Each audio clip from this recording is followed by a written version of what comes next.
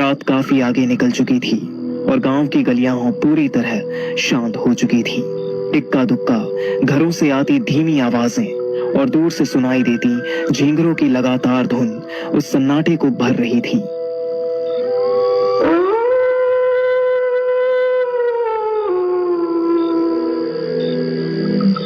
गली के मोड़ पर बनी छोटी सी चाय की दुकान लालटेन की मध्यम रोशनी में खुली थी, जिसकी पीली रोशनी सड़क पर हल्का सा फैल रही थी। दुकान के सामने रखी लकड़ी की बेंच पर दो आदमी बैठे थे, गर्म चाय पीते हुए आम सी बातें कर रहे थे। मौसम, दिन भर की मेहनत और गांव की रोजमर्रा की जिंदगी पर, जैसे हर रात यहाँ यूं ही गुजरती आई हो। अरे तुम लोग मजाक समझ रहे हो, लेकिन वो पुरानी हवेली वाली भूतनी कोई कहानी नहीं है। मैंने अपने ही आंखों से देखा है। दिन में तो हवेली खंडहर लगती है, मगर रात होते ही वहां दिया जलता है। कहते हैं जो भी उस रास्ते से आधी रात गुजरा है वो खाली हाथ नहीं लौटा। या तो बीमार पड़ा या फिर महीनों तक ठीक से बोल तक नहीं पाया। हवेली छोड़ो भैया, असर तो सच में होता है। मेरा मौसेरा भाई था ना, बिल्कुल सीधा साधा। एक रात देर से खेत से लौटा, उसी पीपल के पास से गुजरा। अगले दिन से उसका रंग पीला पड़ गया, बोलना कम कर दिया। हफ्तों तक जैसे किसी और ही दुनिया में रहता था। ओझा गुनी कराए तब कहीं जाकर ठीक हुआ। ये सब ऐसे ही नहीं होता। अरे छोड़ो यार, ये सब डर की बातें हैं। अंधेरा, थकान और दिमाग का वहम। किसी को बुखार चढ़ जाए तो भूत, किसी की तबीयत बिगड़ जाए तो चुड़ैल। आज के जमाने में भी तुम लोग इन बातों पर यकीन करते हो। अगर सच में ऐसा कुछ होता तो अब तक सबको दिख गया होता। सबको नहीं दिखता, और जिसे दिख जाता है वो ज्यादा बोलता भी नहीं। चाय की उठती भांति और लालटेन की धुंधली रोशनी के बीच उनकी बातचीत धीरे धीरे लंबी होती जा रही थी। तभी अचानक पास से आते कदमों की आहट सुनाई दी, जिसे सुनते ही दोनों चुप हो गए और अनायास ही इधर उधर देखने लगे। गांव की खामोशी को चीरती हुई वह आहट पास आ गई और कुछ ही पल में उनका तीसरा दोस्त वहां आ पहुंचा।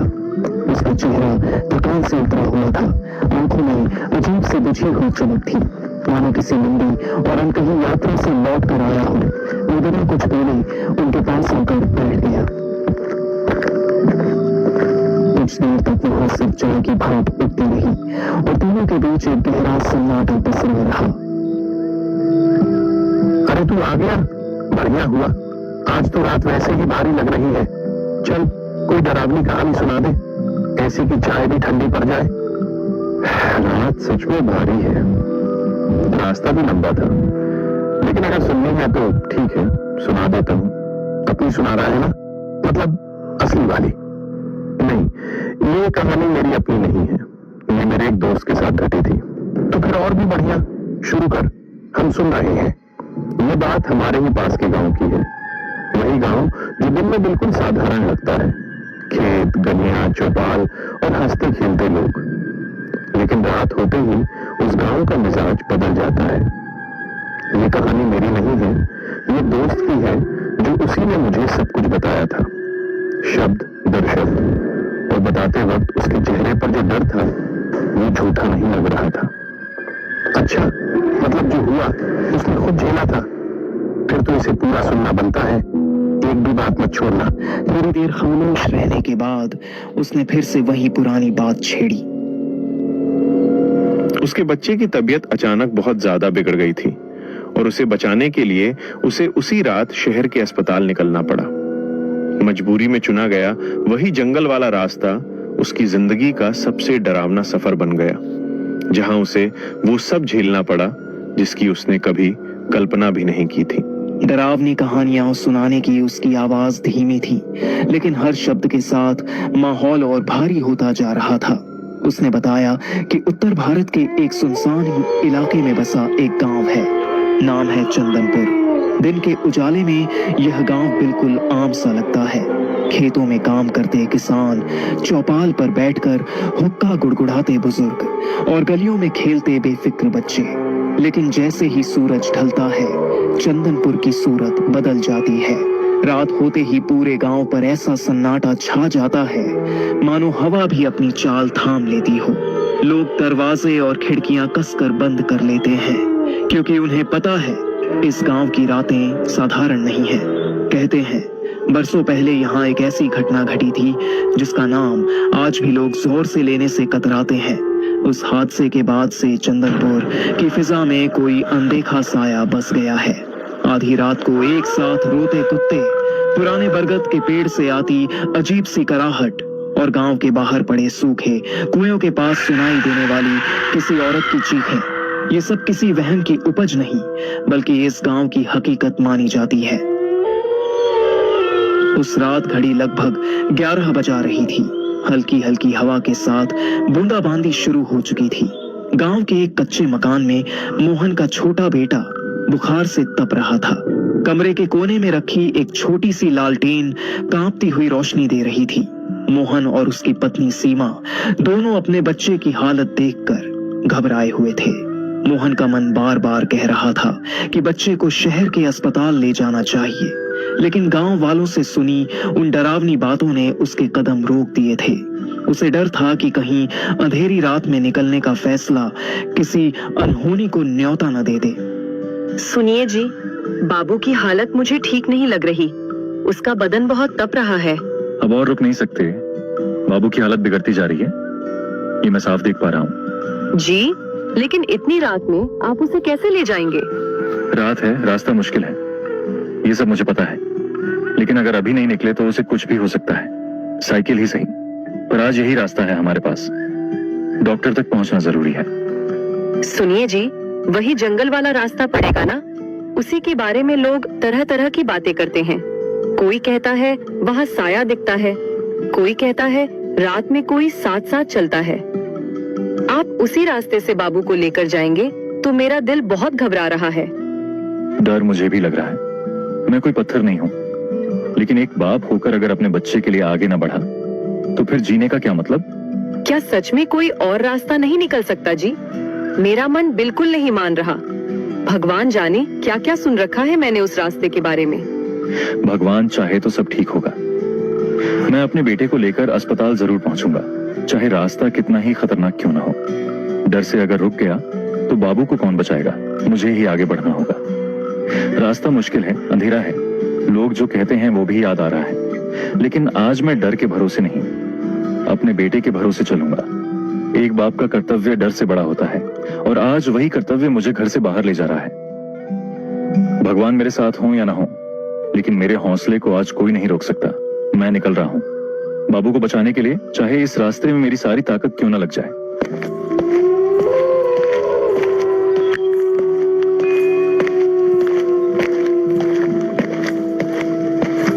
उस रात एक पिता अपने बेटे की जान बचाने के लिए ऐसे सफर पर निकल पड़ा था जहां हर कदम के साथ खतरा जुड़ा हुआ था।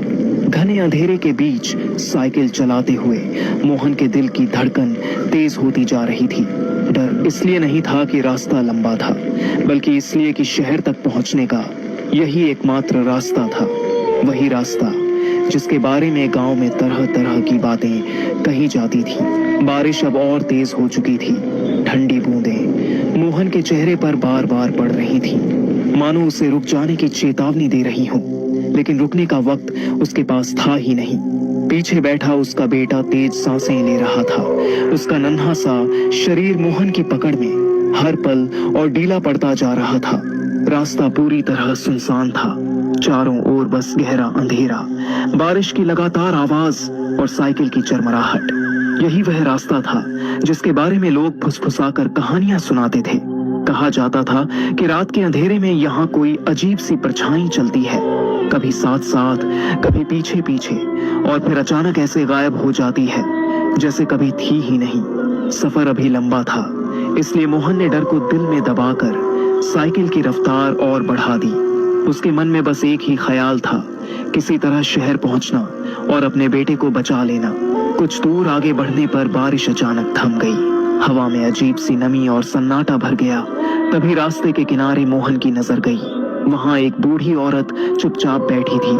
इतनी रात इस सुनसान रास्ते पर उसे देखकर मोहन के कदम अपने आप धीमे पड़ गए।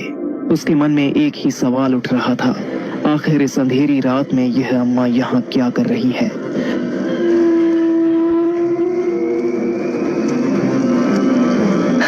बेटा जरा रुक जा, ये लकड़ियों का गट्ठर सिर पर रख दे। अब उम्र बहुत हो गई है, शरीर साथ नहीं दे रहा। बेटा जरा सुन तो ले, तू तो बड़ा नेक लड़का लग रहा है, फिर मेरी बात क्यों नहीं सुन रहा? उम्र बहुत हो गई है मेरी, शरीर साथ नहीं देता। बस ये लकड़ियों का गट्ठर मेरे सिर पर रख दे, मैं मजबूर हूँ बेटा। माफ करना अम्मा, आज रुक नहीं सकता। मेरा बाबू बहुत बीमार है, उसकी हालत बिगड़ती जा रही है, मुझे उसे शहर के अस्पताल पहुंचाना है। मोहन के मन में एक पल को ख्याल आया कि इतनी गहरी रात में उस बूढ़ी अम्मा को यूं जंगल के बीच छोड़ देना ठीक नहीं होगा। बेटे की हालत की चिंता के बावजूद उसका दिल इंसानियत के आगे झुक गया। उसने साइकिल रोकी, धीरे से नीचे उतरा और मदद के इरादे से उन्हीं कदमों पर वापस लौटा। ठीक है अम्मा, मैं आपकी मदद कर देता हूँ। बस जल्दी से ये लकड़ियों का गठान आपके सिर पर रख देता हूँ, फिर मुझे तुरंत निकलना होगा, मेरा बच्चा बहुत बीमार है। जहाँ कुछ पल पहले वह औरत बैठी दिखी थी, लेकिन जैसे ही वह उस जगह पहुंचा उसकी सांस अटक गई। वहां न कोई परछाई थी, न कोई इंसान, सिर्फ भीगा हुआ रास्ता और चारों ओर फैला सन्नाटा। उसी पल मोहन का दिल जोर जोर से धड़कने लगा, जैसे छाती के अंदर कुछ अनहोनी का आभास उसे लगातार चेतावनी दे रहा हो। उसने चारों तरफ नजर दौड़ाई, मगर अंधेरे के सिवा उसे कुछ दिखाई नहीं दिया। अभी तो अम्मा यहीं बैठी थी, इतनी देर में कोई यूं गायब कैसे हो सकता है? ना वो अम्मा है, ना लकड़ियों का गट्ठर, सब कुछ जैसे हवा हो गया। ये समझ में नहीं आ रहा, अब जो सामने था वो कब्र में कहां चला गया? अब मुझे अजीब लग रहा है, ये जगह ठीक नहीं है, यहाँ कुछ गलत है, तभी तो दिल इतना घबरा रहा है। मुझे यहाँ और नहीं रुकना चाहिए, जितनी जल्दी हो सके निकलना होगा। और बेचैनी अब उसके चेहरे पर खुलकर उतर आए थे। वह घबराहट में तेज कदमों से अपनी साइकिल की ओर लपका और बिना पीछे देखे उस अंधेरे रास्ते पर निकल पड़ा। लेकिन उस पल ऐसा लग रहा था मानो किस्मत ने भी उससे मुंह नहीं किया हो। हर कदम भारी पड़ रहा था और रात और गहरी होती चली जा रही थी।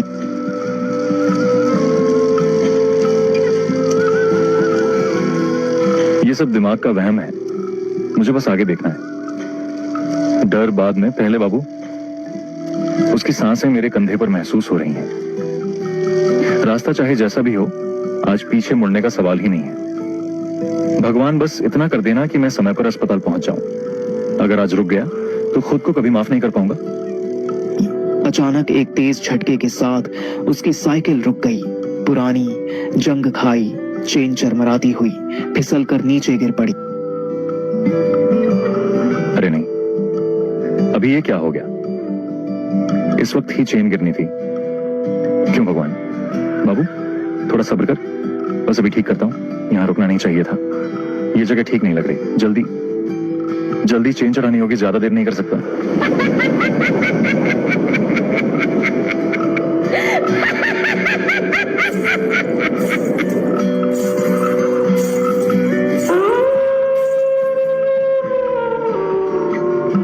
घबराहट में मोहन झुककर साइकिल की चेन ठीक करने ही वाला था कि अचानक उसके जिस्म में जैसे जान ही रुक गई। उसकी रगों में खून जमसा गया। ठीक उसके सामने एक औरत खड़ी थी। उसका चेहरा, उसकी सूरत, सब कुछ उसकी पत्नी से हूबहू मिलता जुलता था। उस पल मोहन का दिल भीतर ही भीतर टूटकर बिखर गया। आंखों के सामने यादें तैरने लगीं और वह समझ ही नहीं पाया कि जो वह देख रहा है वह सच है या इस अंधेरी रात का कोई खौफनाक धोखा। सीमा, तुम यहाँ कैसे? इस वक्त जंगल में, और तुम यहाँ पहुंची कैसे? सुनिए जी, मुझे कुछ समझ नहीं आया। मैं रास्ते में अकेली थी, तभी पीछे से किसी परछाई का एहसास हुआ। मुझे लगा कोई मेरा पीछा कर रहा है। मैं बहुत डर गई। अब कुछ मत पूछिए, बस बाबू को मुझे दे दीजिए। मुझे बहुत डर लग रहा है कि कहीं उसे कुछ न हो जाए। आप पहले साइकिल की चेन ठीक कीजिए, बाबू को मुझे दे दीजिए, मैं उसे संभाल लूंगी। यहाँ रुकना ठीक नहीं है, जल्दी कीजिए, मुझे डर लग रहा है। एक पल को मोहन के मन में यही आया कि शायद उसकी पत्नी ही किसी तरह यहाँ तक पहुंच गई है। उस वक्त वह न कुछ ठीक से सोच पा रहा था, न समझ पा रहा था। बाबू को कुछ नहीं होना चाहिए, जल्दी चेन ठीक करनी होगी। लगातार जागी आंखें दिल में भरा डर और बेटे की बिगड़ती हालत, इन सब ने उसे भीतर से पूरी तरह तोड़ दिया था। बिना किसी शक या सवाल के उसने अपने बेटे को उस औरत की बाहों में सौंप दिया। उसे लगा कम से कम कुछ पल के लिए बच्चा सुरक्षित है। मोहन ने जल्दी जल्दी साइकिल संभाली और आगे बढ़ गया।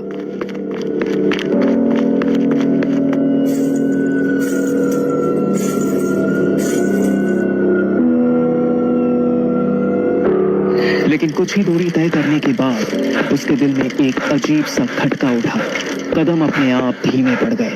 वह कांपते हुए पीछे मुड़ा। जो उसने देखा वह उसकी रूह तक को झकझोर गया। वहां उसकी पत्नी नहीं थी, वहां वह था जिसके बारे में गांव के बुजुर्ग सालों से चेतावनी देते आए थे। छलावा अपने असली भयानक रूप में। उसकी आंखों में इंसानियत का कोई अंश नहीं था और उसकी पकड़ में अब मोहन का छोटा सा बाबू था।